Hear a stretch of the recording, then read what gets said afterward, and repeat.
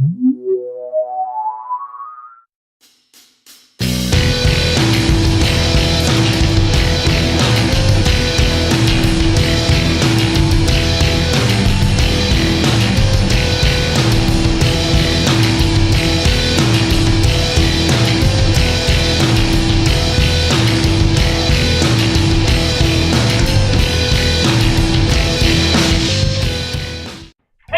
to an all-new episode of Devall's Collection Expansion Extravaganza right here on ToyWorldOrder.com, the show where I get to show off to you all the stuff that we find at flea markets, garage sales, antique stores, auctions, and so much more. And for the next few episodes, I'll be joined by this woman. Hello. Who I married many years ago, who puts up with me every day. Yep. And puts up with all of this stuff. Don't let her fool you. Some of the stuff is hers. Yes, and we're going to show you some of that stuff. Carrie's joining me today, well, for the next few episodes, because we have found a plethora of Disney items and items that we've kind of found together at antique stores and everything else over the past many moons. So we thought we'd kind of poke her in here, and that sounded really dirty, didn't it? Wow. It's not that kind of video. Collection expansion getting dirty. Anyway, try to keep it family friendly. So we decided Carrie would join me, and we would talk about some of the stuff we found.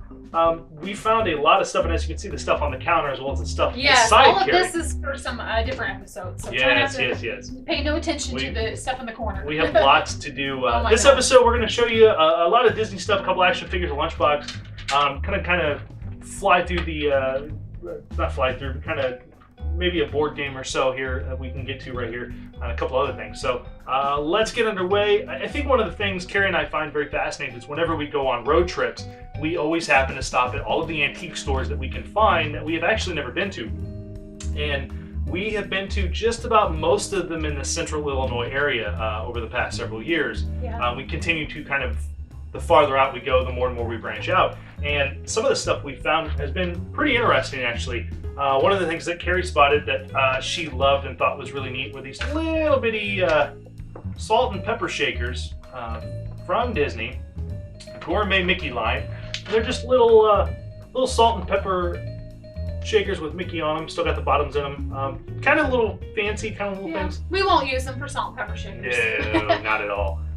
The tag, though, when we found them, these were actually in a booth at an antique store that we were looking at a lot of other stuff, and their stuff was kind of expensive. And then as we rounded the corner, this was sitting on a little ledge, and I happened to see it and look at it, and the price tag on the back on the tag said $5, and she about flipped out. I really thought they were going to be more than that. I know. I was very happy about that. We thought they were going to be super expensive. I'm sure in the parks, I don't know how much they would go or for. even in the Disney catalog, the Disney store, these were probably $30, $40 items. And the fact that somebody was just like, $5. Kind of a good deal, though. They're ceramic. They've just got the little images of Mickey bacon on the front of them, so kind of cute. Nice little collector box. Very fragile, of course. Anything like that, it's going to be dangerously breakable. So luckily, I probably brought the bags in because every time she brings in something breakable, it ends up on our kitchen floor. I saw that. Turd. At least I break it when we get home, and I don't break it in the store like you do. I've been known to do that. Yeah. Breaking pickles in the store and clean it up yourself, good times. Yeah. Some of the other stuff we found. These here are neat. Okay, yeah. These are from the 80s. 82 actually, from when Epcot Center, when it was known as Epcot Center instead of just now Epcot. When Epcot opened, they did this little set of 4 little tin plates for the World Showcase. And we kind of figured maybe they did one for everything in the World Showcase, and they didn't. It was just this set of 4. And so you had France, you had Germany, Japan, where the Yakin is. If you ever go to Walt Disney World Epcot Center to the World Showcase, go to Japan. Right at the corner of Japan and the American Adventure, there's a little stand that sells snow cones, and they're called Yakin, and they're the greatest thing ever. Good. And the American Adventure, speaking of. Yeah. These were $3 a piece. Yeah, $3 a piece. When we started to do research on them, when we got home, we discovered that they were packaged in a little box, just a little cardboard box. These are almost like little tin. They could be like little candy dishes, or you could almost use them as, they have little display tabs on the back of them, so you could actually hang these which were, I'm sure they're kind of cute. I'm sure we'll find somewhere to put these in the Disney collection. We found out there's a Walt Disney World Magic Kingdom version of these too. There's a 4 set of these, just like this from the 80s. Maybe we'll come across those someday. We may, you never know. The stuff that we come across sometimes is pretty... These we found in the antique mall here in town that we go into about once a month. Yep. And just randomly we they were like, weren't in there, and they weren't in there last time. No. This is pretty cool. We were out, I don't know where we were at. We were going to a race near Chicago. Yep. We were going to a race near Chicago. We happened upon this little church sale that was part of a larger sale. The Moron 34. The Moron 34 sale was a 100-mile long yard sale on Route 34, Highway 34. I'm not really sure. And of course it was raining that day, so we were kind of stopping at places where we could seek refuge and go inside and look. And this little church didn't have a whole lot, and it was one of those church sales where it was you don't pay what it says on the price tag. It's donation only. Just donation only. So whatever you want to pay. So we started kind of digging through some stuff, and these guys are a little dirty. They haven't really been cleaned up. We kind of pulled all the hair off them, but whoever had them before, looks like they just kind of tossed them in a bag, and they got tossed about here and there. But we're not even sure what these are. They came from the parks. They're almost like little magnetic buddies. They've got little magnets in their hands and feet. This one's my favorite. Of course, Goofy's going to be this one's favorite.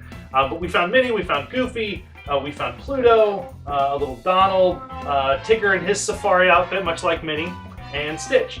And they all have magnets in their hands and feet, so I'm guessing more than likely you could put them, you could probably put them around a purse, a little purse strap, or you could put them on I won't say a shoulder strap. I'm not sure what exactly, because you couldn't really fit these around a backpack shoulder strap. They're not long enough. Kind of cute, though. They're kind of I like them. They're little dolls. And they were cute. Yeah. And again, it was just pay what you want. So I think we paid like $3 or something for them. Yeah. Carrie was like, "How much are these worth?" I'm like, "I don't know. I don't know what they retail for." Doesn't look like Goofy's magnets work anymore in his feet, but his hands still work pretty good. Well, no, I guess they do all have some in their feet, don't they? Yeah. So yeah, just odd little random Disney World things we seem to find more and more as we go out and about. And this was in that bag with that stuff. Yes, and this is actually, for those of you that don't know, well, I'm sure most of you know, because most of you hopefully are fans of the Haunted Mansion, this is actually one of the hitchhiking ghosts at the very end of the ride. And this one actually came from Disneyland. It still has the New Orleans Square tag on it from Disneyland. This was fun to find. I don't find a whole lot of Haunted Mansion stuff out and about. And to come across something like the hitchhiking ghost is one of the hitchhiking ghosts. Pretty cool. We have a few Disney bean bags. Yeah. Not many, but we're slowly. The problem is the stuffed animals take up a lot of room, and there's never really a good way to display stuffed animals. So they just kind of pretty much find a home wherever we can find them. I mean, she has a shelf upstairs in her office that's nothing but Goofy stuff and some Disney stuff and stuffed animals. So, which has kind of become her little collection area that isn't down here, which there's a lot of stuff down here too. A couple more Disney. Yeah, a couple more Disney things. This is kind of neat. I know we showed on an old episode of Flea Market Finds before we became Collection Expansion. I know people are like, huh? We showed a Disneyland version of this for California, and we happened across the Florida companion piece for this. And these plates are really neat. These were sold in the parks. They've got a great graphic of the Disney characters, like the California one had Disney characters surfing and stuff. This one has Disney characters playing on the beach, and it just shows the Florida, I guess, peninsula maybe. Florida, sure. Period. Sure. But of course, with Walt Disney World in blue, and then all the other little touristy stops, popular touristy stops in yellow there. Really nice shape, really beautiful shape. We found this, we paid $8 for it. I think we got it the same place we got the other plates. Yes. So it was nice to come across. Yeah. We had the Disneyland one. Yeah. Always fascinating to come across stuff like this, especially in this good a shape, because these, hard to tell what era these are from. Probably I want to say these are probably the late 70s, early 80s, if I had to guess. Just because of the Walt Disney World logo that's on there, that's late 70s, 80s-ish logo. So to find these in this good a shape, the back's a little scratched up, but the front of it is just beautiful. A while back, and I don't think we showed it on any of these episodes, but I found Carrie a little Goofy puppet, much like this Mickey Mouse one. And this one comes from, this was, I think we found out what year this was from. I want to say this was late 60s. And these were just little Mickey Mouse puppets, and by squeezing the sides, he would do tricks. So you could squeeze one side more than the other, and he would do these little tricks. There's a Mickey, a Donald, and a Goofy. And Carrie now has the Mickey and the Goofy. So I found the Goofy at the Salisbury sale that we talk about a lot on this show and Dave and Devall's Toys and Collectibles and Married to the Collection. And we stumbled upon this Mickey in another antique mall. The guy had several cases full of very vintage, very classic Disneyland. It was heaven. This was the only thing that we could afford. Yeah, a lot of the stuff was really expensive. I really wanted to buy something that he had, and they had a bunch of. What is the cheapest thing in there? And this was about it. They had a bunch of Disneyland head bobbers from the 60s, from when the park first opened, and they're in gorgeous, beautiful shape, and they're ceramic head bobbers. And I think they were like $65 a piece, and we were just kind of like, That's all the money we have. Yeah, I was like, that's all the money we had to spend there. We were like, I don't know about that. And so, I think he was 15, maybe 10 or 15 10 or bucks. 15. Not too bad. Not bad, considering I paid 10 for the Goofy, so it's about right. Yeah. Now we just need to find the Donald. The It's plastic's a little yellow, yeah. You know, but his paint on still works. The paint on him is still good. The sticker is still in shape on the front, much like the Goofy. Goofy still has a sticker in shape. Donald's really the only one we're missing now, so it's just a matter of finding Donald. Now you get some of those texts. Yes, hopefully somebody finds a Donald. So those are kind of hard to find in good shape. I think we've seen another Mickey, but he was broke. One of the strings was broke. It's relatively normal to find those with the tension strings in them busted. Up here? Yes. Yeah. Those are broke and they rot due to age or whatnot.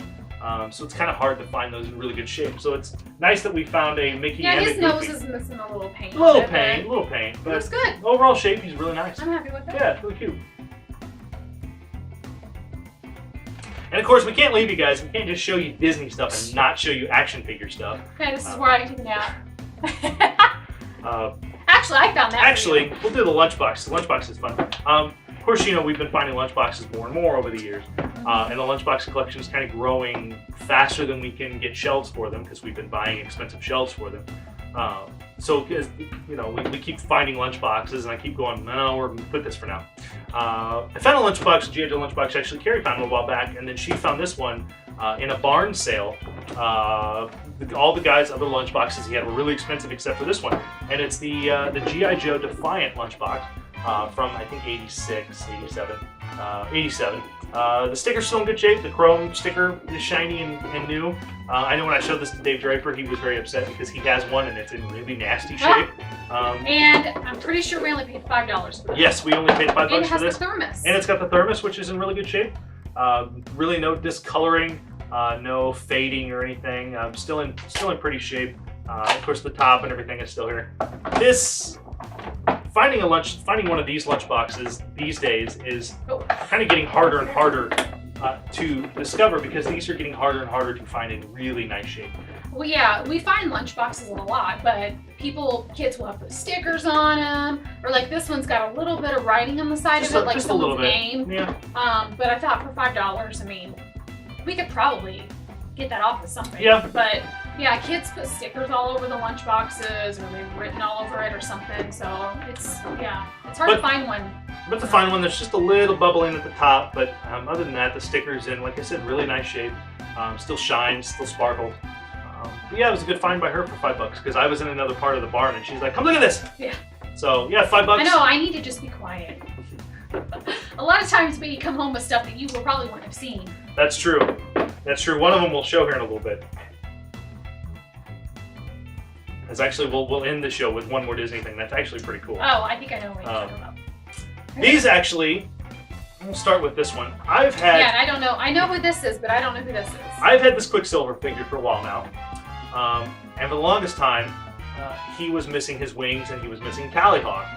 Thanks to my buddy Brent Scarano and his BlueJay.com store, I was able to find the wings and Tallyhawk for a very affordable price and was able to complete my Silverhawks Quicksilver area. This was one of those toys that I had when I was a kid that I always liked. I always thought it was really cool.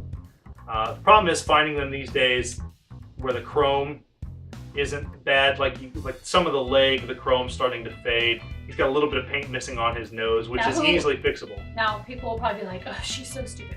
Is that a comic book character? This was this was a cartoon. Okay. This was a cartoon in the 80s. Okay. And they all the figures had this. Well, all the good guy figures had this feature where you squeeze their legs and they pop their wings out so they can fly. I see. Not really posable figures in the long run, but still a very cool line and very hard to find. And of course, Tallyhawk, he has this swing his wings open, and then by pressing his head, he would slam his wings shut on an enemy. Yeah. A neat little line, a very cool little line that, thanks to my buddy Brent, that I was able to complete this figure because I'd had him wingless and Tallyhawkless for a long time. So, yay. And then another figure that I actually found this figure, this Chuck Norris, at the Salisbury sale, and he was missing all of his accessories. And then again, thanks to my buddy Brent Sgrano, looking through his store, he had the belt, the trident, and the nunchuck. So my Chuck Norris here, see when he squeezes his arms, he swings his little crazy nunchuck. Yeah. This Chuck Norris figure is complete. So I've got a couple of complete Chuck Norris figures now. This is one of those lines that's really small and pretty easy to find, pretty much everyone. So I've got a few more characters eventually to hunt down for this line to kind of finish the Chuck Norris line out. But a very, very cool line. Yeah. No thanks. Now the last thing, actually, before we get to the last thing, hold on. These? I want to show this off. Okay. Let's, you're all right. There we go. Oh, yeah. We haven't been able to discover if this is actually a reissue. They did reissue some of these old board games for Disneyland's 50th anniversary. This one, though, we couldn't find any listing of it being reissued. And we found this in another antique store up north, about 3 hours away from us in this small little town. Just happened across it, and when she pointed it out to me, I thought for sure that it was going to be stupid expensive. Turns out, no, I was wrong. It was only $15, and it's sealed. But again, and it was on sale, so I think it was 20% off. 20% off. This really great Walt Disney's official. I almost don't want to open it. I know, the Frontierland game from Disney in the 50s, late 50s, early 60s, when Disneyland first opened. These games were sold. There was a Frontierland. There was, ladies and gentlemen, my cat Ethel has joined us on the show today. This is a first for Collection Expansion Extravaganza because she's never decided to do this. Well, we're just going to let her stay up there. Because... Interesting. Okay. Yeah, she's fine. Anyway, so these Frontierland games, they did a number of these board games back then. They did this. They did Adventureland. They did a Fantasyland one. When the monorails opened, they did a monorail one. Come here. Oh, jeez. This is the Devall household, ladies and gentlemen. This is what happens every day of our lives. We're not editing this out because this is real life. No, this is fun stuff. She really wants to smell this, so I'll just keep her occupied over here while you... What's surprising is, we almost don't want to open this because I don't know if it's original. I don't know if it's a reissue. It's in really nice shape. It's really, really good shape. It may be unoriginal because the way the bottom of the box is very aged looking. It's very hard to say, but it's just really kind of, the bottom of it looks like it's bubbled and roughed a little bit. But this could have been something someone found in a warehouse and just stumbled across it and was very surprised to find it. Very cool. We kind of looked up pictures of it online to see what the game looks like on the board. Very interesting for these old games. There's not a lot to them. No, and like you said, the other ones like Adventureland and Tomorrow, whatever the other ones were, they all pretty much the same idea. Yeah. You move your pawn around the board basically, and that's pretty much it. It's pretty. Yeah, it's pretty simple. Pretty simplistic. Still neat. Yeah, they're still very cool to find. So I was very happy to find that for 15. Well, not even $15. 15 minus 25% off. Good deal though. And again, this came at a time when someone told me that I was done buying board games, and I know. I need to just be quiet because you probably wouldn't even have seen this. No. Speaking of just being quiet, let's come here. Yeah, we'll take care of the kitty cat. Bye. Thanks for coming. Thanks for making an appearance on the show. See you later. No. No. Okay. Carrie meant by she needs to usually keep her mouth shut, and she's usually right because we were at a Goodwill. What are we? Oh, today? Mm-hmm. Okay, yeah, We were at Goodwill today. Make some room here. I know what you're talking about now. Yep. This is actually probably one of my best finds. Don't you think? Yes, don't usually find stuff like this at Goodwill, but again, it goes back to it's amazing what people will throw into the. Well, let's tell them what we found out today. Well, we were at Goodwill looking around, and the Goodwill we go to that's near our house didn't have any toys anymore at all. They didn't even have a sign for toys. We walked in and we're like, where are? Because we usually find, but not the one close to our house. Usually, sometimes we found some cool stuffed animals there, but the other Goodwill in town, usually they always have cool. Yeah. And it's always stuff people have just thrown away and they don't even know what it was. Yeah. We get it for $1. So when we were checking out, I asked the gal, I said, it's kind of sad when you come into Goodwill and there's no toys. And she said, yeah, there's not going to be any more toys because they've discontinued them. I'm like, wait, just this one or everyone? And she's like, I believe everyone. Don't take me for granted on that. I don't know if that's really true. But if it is, it's very, very sad for those of us that have been collecting like this for a long time to not be able to go into a Goodwill anymore and find toys. That's kind of sucky. And it's like really I was true. saying, what do they do with all the stuff? People are still going to drop toys off. I so think what are they part of gonna it do is with they've discovered they can make more money on the shopgoodwill.com. That's possible, and just dump it all there and someone will buy it all. Yeah. Kind of sad because they could still sell it in the stores, but they choose not to. So yeah, I don't know. With that out of the way, we were looking around, and back in the furniture department where our Goodwill is at, we happened across some artwork, and looking through the artwork, we found this thing. And I'm going to stand back here because this thing's huge, and I don't know.